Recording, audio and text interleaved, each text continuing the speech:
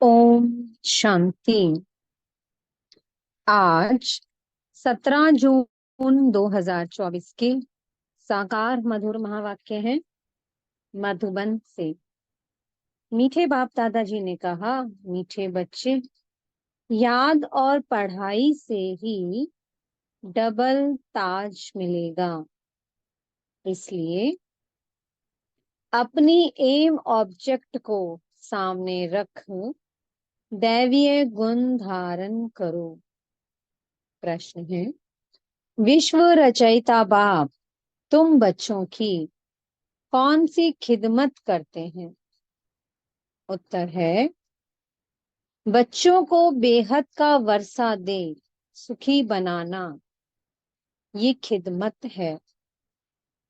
बाप जैसी निष्काम सेवा कोई कर नहीं सकता। बेहद का बाप किराए पर तख्त लेकर तुम्हें विश्व का तख्त नशीन बना देते हैं। खुद ताउसी तख्त पर नहीं बैठते, लेकिन बच्चों को ताउसी तख्त पर बिठाते हैं। बाप के तो जड़ मंदिर बनाते, उसमें उन्हें क्या टेस्ट आएगा? मजा तो बच्चों को है जो स्वर्ग का राज्य भाग्य लेते हैं। ओम शांति। मीठे मीठे रूहानी बच्चों को बाप कहते हैं कि अपने को आत्मा समझ बाप को याद करो। ओम शांति का अर्थ तो बच्चों को समझाया है। बाप भी बोलते हैं तो बच्चे भी बोलते हैं ओम शांति, क्योंकि आत्मा का स्वधर्म है शांत। तुम अब जान गए हो कि हम शांति धाम से यहाँ आते हैं। पहले पहले सुख धाम में, फिर 84 पुनर्जन्म लेते लेते दुख धाम में आते हैं। ये तो याद है ना बच्चे? 84 जन्म लेते जीव आत्मा बनते हैं। बाप जीवात्मा नहीं बनते हैं। कहते हैं, मैं टेम्परेरी इनका आधार लेता हूँ, नहीं तो पढ़ाएंगे कैसे? बच्चों को घड़ी घड़ी कैसे कहेंगे कि मन मना भव, अपनी राजाई को याद करो। इसको कहा जाता है सेकंड में विश्व की राजाई। बेहद का बाप है ना, तो जरूर बेहद की खुशी बेहद का वर्षा ही देंगे। बाप बहुत सहज रास्ता बताते हैं। कहते हैं, अब इस दुखधाम को बुद्धि से निकाल दो। जो नई दुनिया स्वर्ग स्थापन कर रहे हैं, उनका मालिक बनने के लिए मुझे याद करो, तो तुम्हारे पाप कट जाएं। तुम फिर से सतो प्रधान बन जाएंगे। इसको कहा जाता है सहज याद। जैसे बच्चे लौकिक बाप को कितना सहज याद करते हैं, वैसे तुम बच्चों को बेहद के बाप को याद करना है। बाप ही दुख से निकाल सुख धाम में ले जाते हैं। वहां दुख का नाम निशान नहीं। बहुत सहज बात कहते हैं, अपने शांति धाम को याद करो। जो बाप का घर, वह तुम्हारा घर है।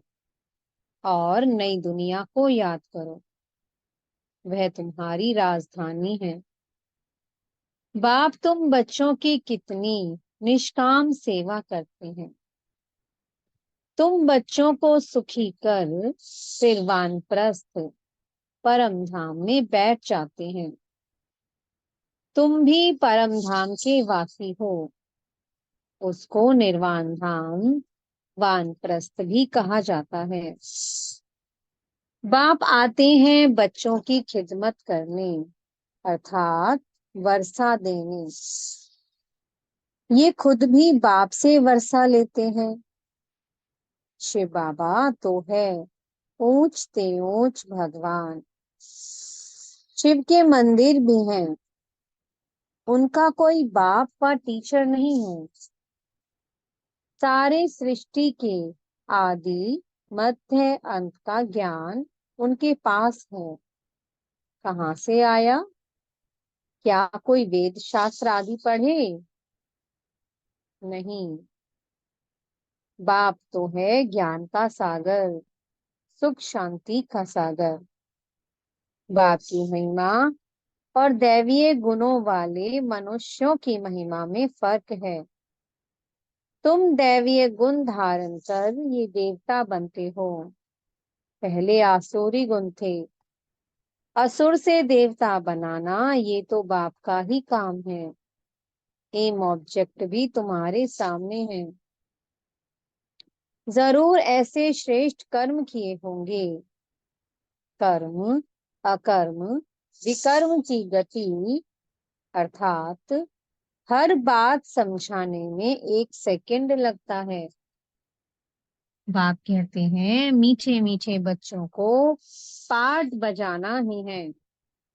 ये पाठ तुमको अनादि अविनाशी मिला हुआ है। तुम कितना बारी सुख दुख के खेल में आए हो। कितना बार तुम विश्व के मालिक बने हो। बाप कितना उच्च बनाते हैं। परमात्मा जो सुप्रीम सोल है वह भी इतना छोटा है। वह बाप ज्ञान का सागर है। तो आत्माओं को भी आप समान बनाते हैं। तुम प्रेम के सागर, सुख के सागर बनते हो। देवताओं का आपस में कितना प्रेम है। कभी झगड़ा नहीं होता। तो बाप आकर तुम्हें आप समान बनाते हैं और कोई ऐसा बना ना सके। खेल स्थूल वतन में होता है। पहले आदि सनातन देवी देवता धर्म, फिर इस्लामी, बौद्धी आदि नंबरवार इस मांडवे में व नाटकशाला में आते हैं। 84 जन्म तुम लेते हो। गायन भी है आत्माएं परमात्मा अलग रहे बहुकाल।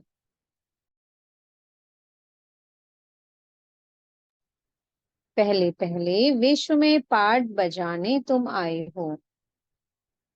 मैं तो थोड़े समय के लिए इनमें प्रवेश करता हूँ। ये तो पुरानी जुत्ती है। पुरुष की एक स्त्री मर जाती है तो कहते हैं पुरानी जुत्ती गई, अब फिर नई लेते हैं। ये भी पुराना तन है ना। 84 जन्मों का चक्कर लगाया है। तत्वम। तो मैं आकर इस रथ का आधार लेता हूँ। पावन दुनिया में तो कभी मैं आता ही नहीं हूँ। तुम पतित हो, मुझे बुलाते हो कि आकर पावन बनाओ। आखिर तुम्हारी याद फलीभूत होगी ना। जब पुरानी दुनिया खत्म होने का समय होता है तब मैं आता हूँ। ब्रह्मा द्वारा स्थापना। ब्रह्मा द्वारा अर्थात ब्राह्मणों द्वारा। पहले छोटी ब्राह्मण, फिर क्षत्रिय, वैश्य, शूद्र। तो बाजोली खेलते हो। अब देह अभिमान छोड़ देही अभिमानी बनना है। तुम 84 जन्म लेते हो। मैं तो एक ही बार सिर्फ इस तन का लोन लेता हूँ, किराए पर लेता हूँ। हम इस मकान के मालिक नहीं हैं। इनको तो फिर भी हम छोड़ देंगे। किराया तो देना पड़ता है ना। बाप भी कहते हैं मैं मकान का किराया देता हूँ। बेहद का बाप है, कुछ तो किराया देते होंगे ना। ये तख्त लेते हैं तुमको समझाने के लिए, ऐसा समझाते हैं जो तुम भी विश्व के तख्त नशीन बन जाते हो। खुद कहते हैं मैं नहीं बनता हूँ। तख्त नशीन अर्थात ताउसी तख्त पर बिठाते हैं।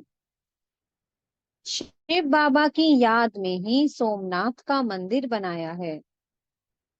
बाप कहते हैं इससे मुझे क्या टेस्ट आएगी, जड़ पुतला रख देते हैं।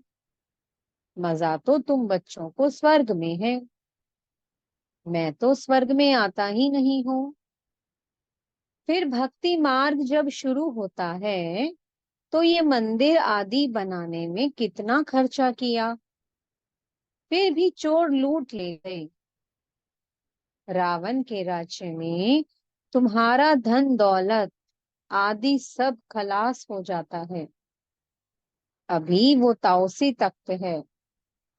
पूछ रहे हैं बाबा, अभी वो ताउसी तख्त है?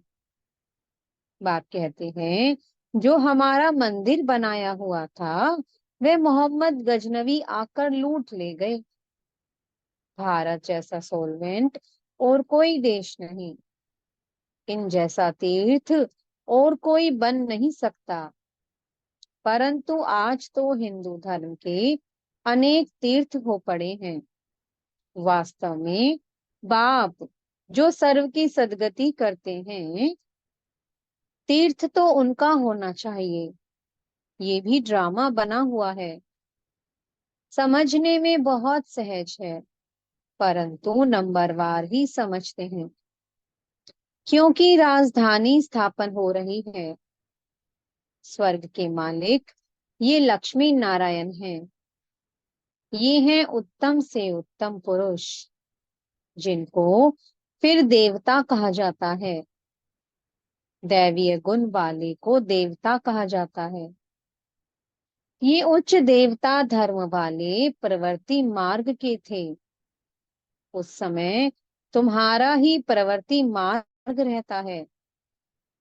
बाप ने तुमको डबल ताजधारी बनाया, रावण ने फिर दोनों ही ताज उतार दिए। अब तो नो ताज, ना पवित्रता का ताज, ना धन का ताज, दोनों रावण ने उतार दिए हैं। फिर बाप आकर तुमको दोनों ताज देते हैं इस याद और पढ़ाई से। इसलिए गाते हैं ओ गॉड फादर, हमारा गाइड बनो, लिबरेट भी करो। अब तुम्हारा नाम भी पंडा रखा हुआ है। पांडव कौरव यादव क्या करत भय, कहते हैं बाबा हमको दुख के राज्य से छुड़ाकर साथ ले जाओ। बाप ही सचखंड की स्थापना करते हैं, जिसको स्वर्ग कहा जाता है। फिर रावण झूठ खंड बनाते हैं। वो कहते श्री कृष्ण भगवानुवाच, बाप कहते हैं शिव भगवानुवाच। भारतवासियों ने नाम बदल लिया तो सारी दुनिया ने बदल लिया। श्री कृष्ण तो देहधारी है, विदेही तो एक शिव बाबा है। अभी बाप द्वारा तुम बच्चों को माइट मिलती है। सारे विश्व के तुम मालिक बनते हो। सारा आसमान धरती तुमको मिल जाती है। कोई की ताकत नहीं जो तुमसे छीन सके। कोना कल उन्हों की तो जब वृद्धि होकर करोड़ों की अंदाज में हो, तब लश्कर ले आकर तुमको जीते। बाप बच्चों को कितना सुख देते हैं। उनका गायन ही है दुख हरता सुख करता। इस समय बाप तुमको कर्म अकर्म विकर्म की गति बैठ समझाते हैं। रावण राज्य में कर्म विकर्म बन जाते हैं। सतयुग में कर्म अकर्म हो जाते हैं। अभी तुमको एक सतगुरु मिला है जिसको पतियों का पति कहते हैं, क्योंकि वह पति लोग भी सब उसको याद करते हैं। तो बाप समझाते हैं ये कितना वंडरफुल ड्रामा है। इतनी छोटी सी आत्मा में अविनाशी पार्ट भरा हुआ है जो कभी मिटने वाला नहीं है। इनको अनादि अविनाशी ड्रामा कहा जाता है। God is one. रचना अथवा सीढ़ी और चक्र सब एक ही है। ना कोई रचता को ना रचना को जानते। ऋषि मुनि भी कह देते हम नहीं जानते। अभी तुम संगम पर बैठे हो। तुम्हारी माया के साथ युद्ध है, वह छोड़ती नहीं है। बच्चे कहते हैं बाबा माया का थप्पड़ लग गया। बाबा कहते हैं बच्चे की कमाई चट कर दी। तुम्हें भगवान पढ़ाते हैं तो अच्छी रीति पढ़ना चाहिए। ऐसी पढ़ाई तो फिर 5000 वर्ष बाद मिलेगी। अच्छा, मीठे मीठे सी कीलते बच्चों प्रति माता पिता बाप दादा का याद प्यार और गुड मॉर्निंग।